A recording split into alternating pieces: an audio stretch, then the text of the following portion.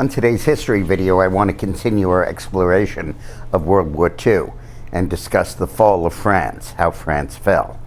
It's not just important for history, it's important as kind of an object lesson on human behavior and mistakes.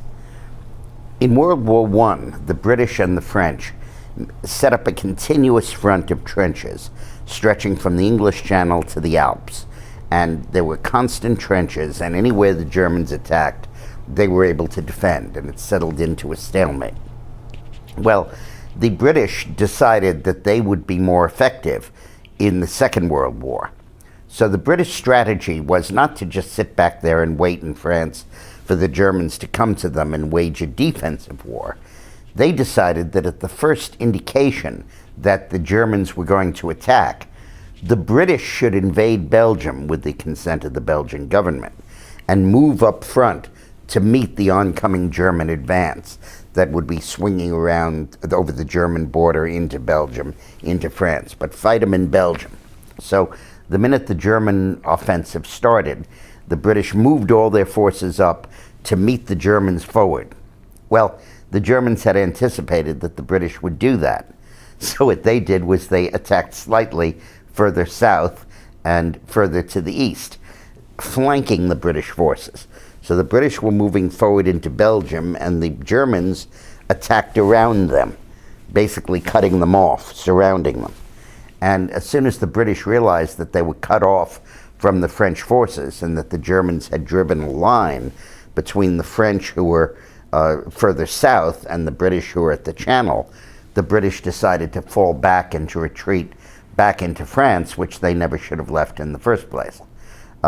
They were increasingly pounded in their pocket by the Germans and were almost entirely had to surrender, except for a brilliant evacuation at the beaches of Dunkirk in France, where the British assembled in their ever-diminishing pocket with the Germans pressing them all around, and evacuated 300,000 men, 200,000 British and 100,000 French, with some of their equipment, although most of it they had to leave on the beach. To do that, was far beyond the resources of the Royal Navy. So they asked everyone who had a yacht or a small boat or a pleasure craft to sail to Dunkirk and pick up even 3 or 4 soldiers and go back to Britain. And everybody in Britain responded, even though there was shelling and it was very dangerous, and many of them were killed, and they saved the British Army. And took with them enough French soldiers to create the future de Gaulle Free French Army. In the meantime, the French made their own miscalculation. The previous battle in World War I with Germany was in the Verdun area. So you have the Channel, you have the Belgian border, you have the Ardennes forest, which was considered impassable, and then under that you have the border between France and Germany with Verdun there. And in World War I, they settled into a battle over Verdun that lasted for a year, chewed up 2 or 3 million men, and ultimately led to a French victory, if you can call it that.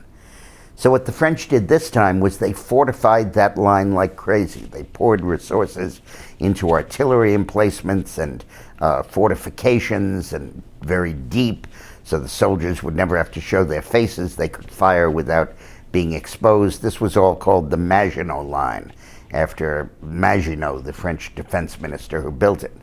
Well, the Germans simply outflanked it. They pushed through the Ardennes forest that was supposedly impassable, the Argonne forest, and the Ardennes forest, sorry.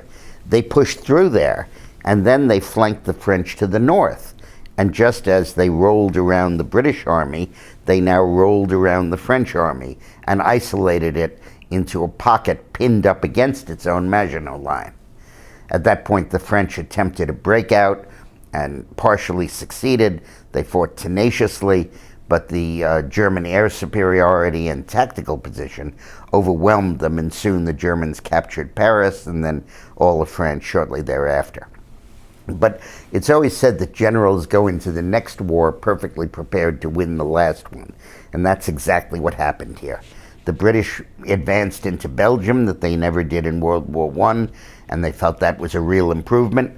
The French fortified the Maginot Line like they never had in World War I, and they thought that was an improvement. And the Germans simply responded by changing their plans and outflanking both armies and dealing them a decisive defeat. Thanks very much for watching.